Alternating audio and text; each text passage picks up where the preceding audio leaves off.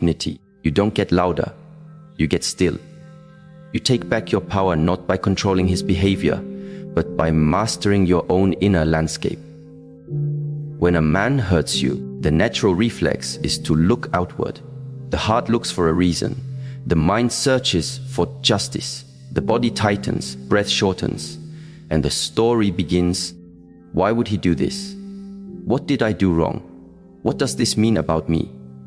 And yet, in the quiet space beneath the surface, a deeper question whispers, one not about him, but about you. What is this pain trying to teach me? This is where the journey begins, not in the explanation, not in the apology you may never receive, but in the understanding that pain is not your identity. It is information, a signal, a messenger. And if you listen to it deeply, it will lead you home to yourself. Most people mistake their emotions for truth, but emotions are not truth. They are weather. They pass. What is true is the awareness that watches the emotion, that which notices the tightness in your chest when he withdraws, that which observes the racing thoughts when he doesn't respond, that which feels the sting when promises are broken. This awareness is not broken. It is not reactive. It is not small. It is vast, steady, and it belongs to you. You are not the storm. You are the sky in which the storm happens. And once you begin to observe rather than identify, you unlock the doorway to self-mastery. Consider the story of a woman who lived with a man for 6 years. They shared everything, dreams, meals, routines, even silences. One day he left, no explanation. A short message, a few lines, and then the void. She spiraled. Her mind constructed reasons, accusations, regrets. But after weeks of tears and desperate conversations with friends who offered more confusion than clarity, she stopped. She sat in her room and did something unfamiliar. She asked herself not, why did he leave? But, what am I feeling ye right now? Her hands were cold. Her jaw was tight. Her breath was shallow. And she realized, for the first time, that her suffering had little to do with the event and everything to do with her interpretation of it. She began to observe. When anger surged, she noticed it without acting. When sadness came, she let it rise and fall like a wave. She wrote, she walked, she breathed, and slowly the story unraveled. The pain became less of a wall and more of a window, one that allowed her to see her unmet needs. Her overextensions, her silence in moments she should have spoken. The man's actions didn't disappear, but their power over her did. She had turned pain into presence. This is what it means to read the information of hurt, not wear it as your identity. Pain invites you into the nervous system, into your own biology. It is not something to fix. It is something to feel with intelligence. Neuroscience tells us that when we are emotionally triggered, the amygdala, the brain's alarm system, fires first. It activates the fight, flight, or freeze response. You want to run, or fight, or shut down. This is primal. But we are not only animals. We also have a prefrontal cortex, the seat of conscious choice, reflection, and executive function. The path of self-mastery begins when you pause long enough for this higher faculty to take the lead. It begins with the breath. Shallow breathing keeps you in survival mode. Deep diaphragmatic breathing sends a message of safety to the body. When you are hurt, breathe as if you are already safe, because safety cannot be outsourced. It must be generated from within. This breath is not a trick. It is not a quick fix. It is a declaration. I choose to remain with myself. Each breath, a signal to your body that no matter what someone else does, you will not abandon yourself.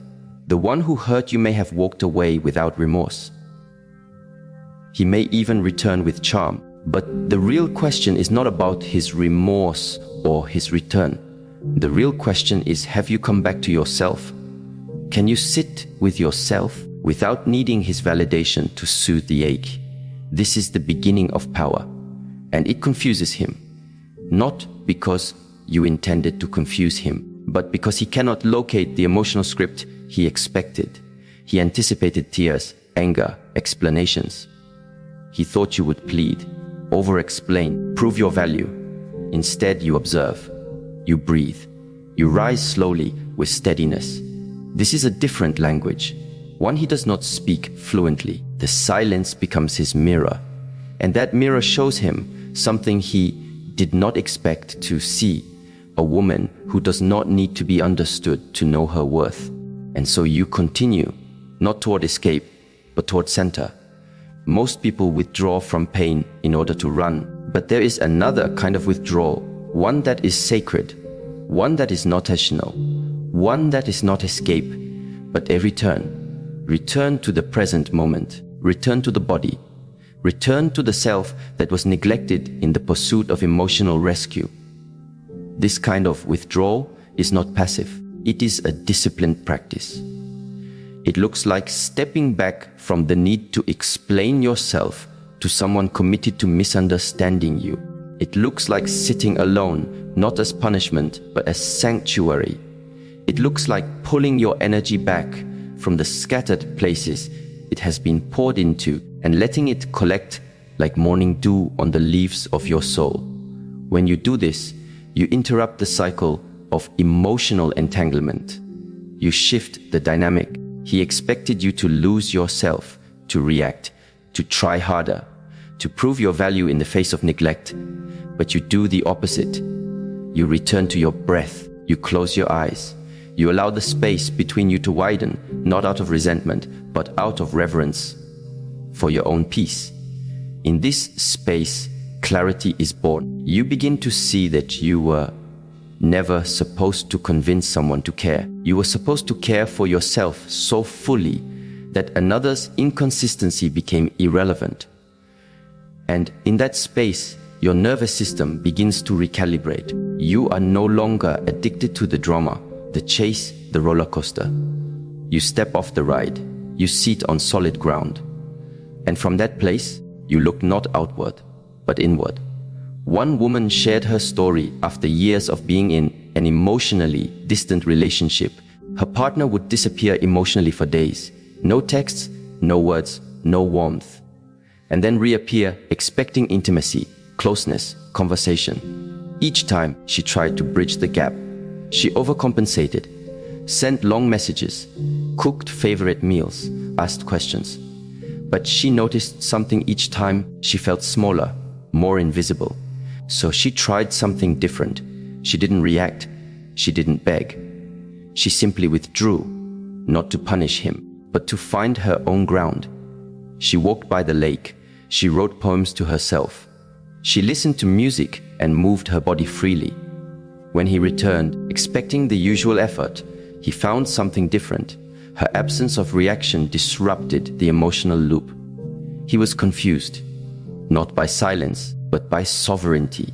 This confusion is not manipulation. It is the natural byproduct of a woman choosing her center over his chaos. When you stop playing the role he's used to, when you don't cry on cue or spiral into self-blame, he is left with only one thing: himself.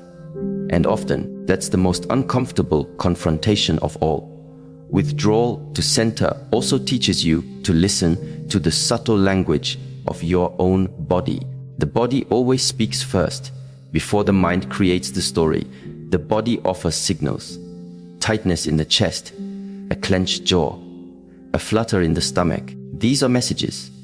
When he hurts you, your body knows before your mind understands. Learn to listen. Instead of running from those sensations, sit with them. Ask, what are you telling me? Let your body become your teacher, not your battleground. There is a phrase in Eastern tradition: return is the movement of the Tao. It means all things must return to their source. The river returns to the ocean. The breath returns to the stillness, and the self, when wounded, must return to its own presence. This is not detachment, it is refinement. You are refining your attention. You are choosing what receives your energy. And you are remembering that the most powerful response is often not a reaction, but a return. He may notice, he may not. That is not the point. This journey is not about awakening his conscience. It is about awakening your own. And when you walk this path, you begin to see that you are not just healing from him. You are healing from years of believing that your worth had to be earned through pain. You are healing from the ancestral story of the woman who must give more, tolerate more, explain more. That story ends with you. You do not confuse him with anger. You confuse him with stillness. You confuse him by not needing to be chosen, because you have already chosen yourself. You confuse him by not showing up in the predictable emotional costume he expects, because you have dropped the performance and returned to the source of your power, your awareness. And so you continue to withdraw, not as retreat, but as return. You walk slowly, you breathe fully, you let your heart ache without rushing it away. You observe without labeling. And in that sacred space, the truth begins to rise. It does not shout, it does not demand. It simply arises, clear, steady, unshakable. You realize then that the most powerful women are not those who have never been hurt. They are the ones who have been hurt deeply and still chose presence over performance, stillness over struggle, and awareness over reaction. They are the women who can sit in silence and not be swallowed by it, because they have made peace their home. And they no longer chase clarity from others. They embody it. He expects your pain to scream. That's the emotional pattern he knows. In fact, many people grow used to relationships where love is expressed through volume, arguments, pleading, dramatic exits, and emotional storms. These become rituals, predictable responses to emotional injury. He does something hurtful. You respond. You send the long message. You raise your voice. You cry. He knows this language. It's comfortable in its discomfort. It creates a rhythm where chaos becomes connection, even if it is destructive. But when that rhythm is broken, not with a louder voice, but with quiet clarity, it changes everything. He doesn't know what to do with the silence that holds its own power. To master sacred non-reaction is not to suppress what you feel. It is to elevate how you respond. It is to recognize that just because someone invites you into chaos doesn't mean you have to accept the invitation. You can remain still, not out of fear, but out of inner stability. This stillness is not cold or passive. It is intelligent. It speaks louder than argument ever could. When someone tries to provoke you and you do not react, they are left facing their own behavior without your emotional energy cushioning it. That space becomes their mirror. Think of a time when you raised your voice to someone and they did not match your energy. Instead, they listened. Or perhaps they said nothing. Or they quietly left the room. In that moment, you likely became more aware of your own volume. Without a reaction to absorb your anger or justify your emotion, the intensity collapses in on itself. This is the power of sacred non-reaction. It holds up a mirror that forces others to see themselves clearly, not because you told them to, but because you didn't play along. There's a woman who shared her story after a difficult breakup. Her partner would often provoke her with subtle insults. He'd question her intelligence, make jokes at her expense in public, and then act surprised when she reacted. He loved the game of turning her pain into performance. She'd raise her voice. She'd send long texts late at night trying to explain how it hurt. He'd respond with silence, or worse, mockery. This continued for years, until one day, after another cruel comment at a dinner party, she looked at him, smiled gently, and didn't say a word. She didn't react. She didn't flinch. She simply turned to the friend beside her and started a new conversation. That moment changed something. Not just for him, but for her. She realized her value was not tied to her ability to correct him or teach him or plead for kindness.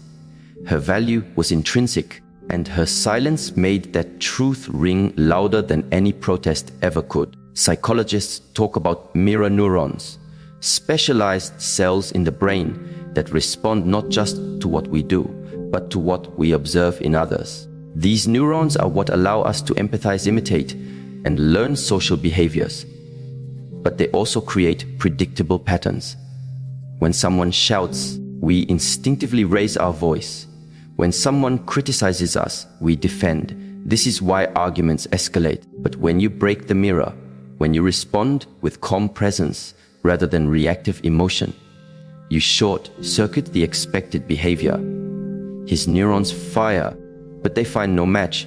He is forced to adjust, and that adjustment can become the catalyst for change, or the space in which you realize you no longer need to be part of the dynamic at all. Non-reaction is not the same as disconnection. It is actually a deeper connection to yourself. It means you are so grounded in your inner world that the chaos of another doesn't sway you.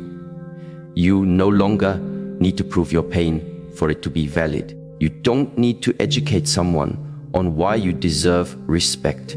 You embody that respect through how you hold yourself, how you speak or don't, and where you place your energy. And this placement of energy leads naturally into the next insight, setting boundaries without explanation. For most of us, boundary setting is tangled with guilt. Especially in romantic relationships, we think we owe people access to our time, our emotions, our softness, especially if we love them, especially if we once made ourselves available. So when we finally decide to pull back, to protect our peace, we feel the need to explain, to soften the edge, to make sure they don't misunderstand. But here's the truth: real boundaries don't require permission or performance. They are rooted in energy, not explanation. You do not need to explain why you no longer respond instantly to messages that drain you. You do not need to justify why you left the phone unanswered when you needed space. You do not need to defend your need for emotional safety. These are not selfish acts. They are sacred ones. There was a woman whose partner would always contact her when it was convenient for him. Late at night, after days of silence, when he needed validation or connection, she'd answer every time, even when she was tired, even when she was hurt, even when she knew he wouldn't commit to anything consistent. She did it because she loved him. But slowly, she realized that love is not meant to be a sacrifice of dignity. She began to pause. She let messages wait. She turned off her notifications before sleep. And the more she honored her own rhythm, the more his pattern was disrupted. At first, he was confused. Then he became reactive. But she stayed still. She was not punishing him. She was returning to herself. Energy speaks more clearly than words. When you stop being emotionally available to someone who only shows up to take, the message is clear. Your silence becomes the boundary. Your absence becomes the answer. You do not need to argue for your worth. Your energy teaches what your words never could. Energetic boundaries are like invisible fences. They're not made of steel, but of self-respect. You know where you end and where another begins. And you no longer allow others to cross that line just because they're used to you being open. You become more selective with your attention, your time, your presence. Not from bitterness, but from wisdom. You understand that just because someone wants you doesn't mean they deserve you. Just because someone reaches out doesn't mean you must respond. And this confuses him because he was used to access. He was used to availability. He knew he could hurt you and still reach you. But now there's space, there's stillness. There's a woman who no longer plays the emotional game. And that change in energy speaks volumes. It reflects a shift he did not expect, a shift from needing to be chosen to choosing yourself. This is the beauty of non-explanation. It forces clarity. When you explain less, people must observe more. They must pay attention to your actions, your absence, your changed rhythm. And that's when the truth becomes visible. Either they rise to meet you, or they reveal that they were never willing to walk beside you in truth. Energy is currency. Emotional attention is fuel. Every time you send a message, every time you pour into someone who drains you, you spend that energy. The question is, what are you buying? Are you buying clarity, growth, reciprocity? Or are you buying more of the same confusion, more of the same cycle? When you set energetic boundaries, you become aware of the cost. You begin to ask, is this conversation expanding me or exhausting me? Is this interaction building trust or borrowing against my peace? And when the answer becomes clear, your response becomes effortless. You don't react. You don't defend. You simply shift your energy. You redirect it. And that redirection becomes the most powerful form of communication. There's a quote that says, "No response is a response," and it's a powerful one. Silence doesn't mean absence. It means precision. You are no longer throwing your energy into the void, hoping it will be returned. You are investing it inward, into your routines, into your practices, into your peace. One woman chose to take a week off her phone after a particularly painful exchange with her partner. She didn't announce it. She didn't ask permission. She simply chose silence. During that time, she journaled. She cooked meals with care. She walked barefoot on the earth. She met with a friend and didn't talk about the relationship at all. When she returned, she found dozens of messages from him. Some apologetic, some confused, some angry, but none of them mattered anymore because she had remembered what it felt like to be whole. And that feeling became her new boundary. You confuse him not by playing games, but by refusing to play the old ones. You don't set boundaries to punish. You set them to protect the space in which your healing unfolds. You stop explaining because your energy already tells the story. And in that quiet, something powerful begins to happen. You feel yourself return, bit by bit, breath by breath. You are no longer orbiting someone else's inconsistency. You are standing in your own light. And in that light, you no longer chase clarity. You become it. There is a quiet moment after the storm has passed, when the shouting stops and the silence arrives. It is in that moment, between the ache in your chest and the breath you finally take, that a choice presents itself. You have been hurt. You have been ignored, betrayed, misunderstood, or left behind. The pain is not imagined. It is real. You feel it in the body like a heaviness that doesn't have a name. But what happens next will not be determined by what he did. It will be shaped by what you choose to do with the pain. Whether it buries you in bitterness or initiates you into deeper awareness is no longer in his hands. It's in yours. This is where transformation begins. Not by denying the hurt, but by alchemizing it. To alchemize pain is not to pretend it didn't happen. It is to hold it in your hands, look it in the eye, and ask it what it has come to teach you.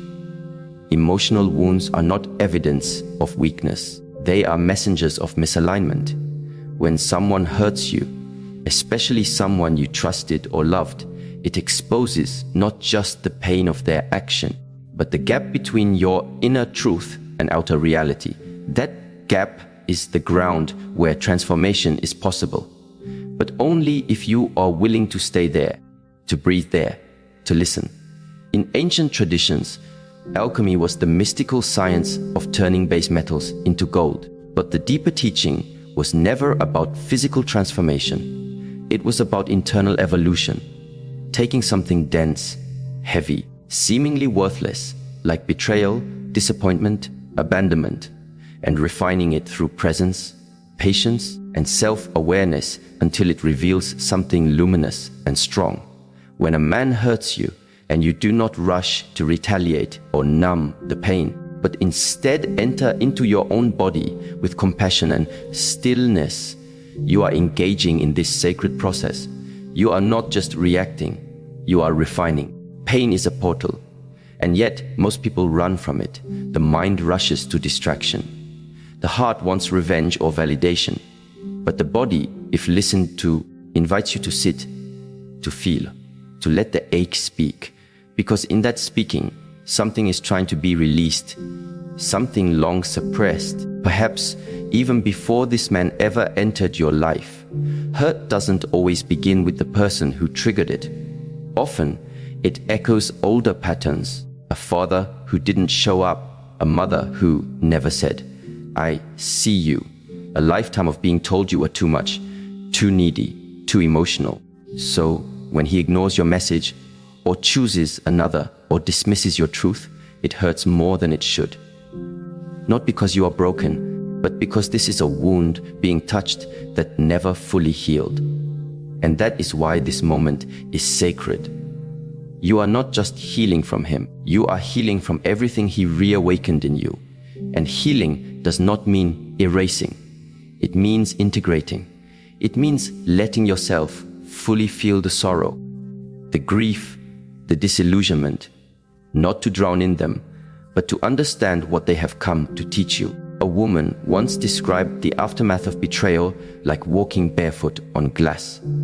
Every step felt like pain. She could barely function. Every part of her wanted to call him, to scream, to beg for answers. But instead, she made a different choice. Each morning, she woke up and wrote down one sensation in her body. Not thoughts, just sensations. Throat tight, chest heavy, legs numb. She didn't try to interpret or fix it. She just observed. Slowly, a pattern emerged. She realized her body had been holding tension long before the betrayal. She had been ignoring herself for years. Pleasing, performing, prioritizing his moods over her own intuition. The betrayal hurt, but it also revealed. It showed her how far she had drifted from herself. So she began the return, not with grand gestures, but with rituals. A slow morning, a gentle walk, a breath before replying to messages.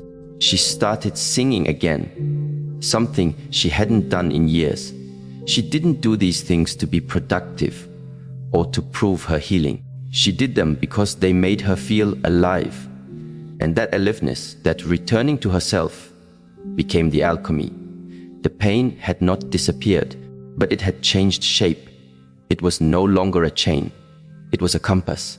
There is a teaching in Eastern philosophy that says, the obstacle is the path, meaning what you resist most is often the very thing that will lead you to freedom, if you move through it with presence. Pain is the doorway, but only if you stop trying to escape it, only if you listen to its wisdom. The mind will try to tell stories.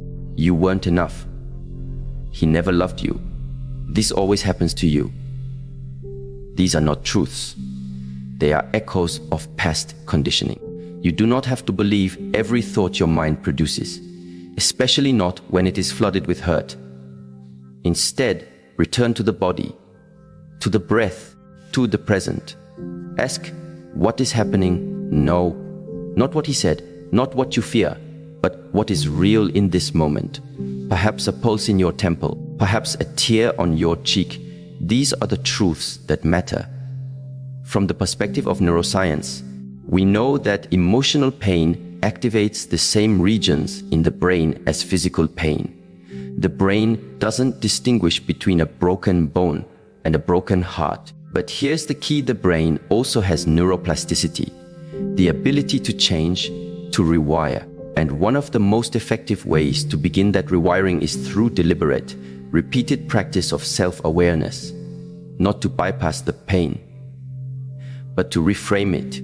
Every time you sit with your sadness, instead of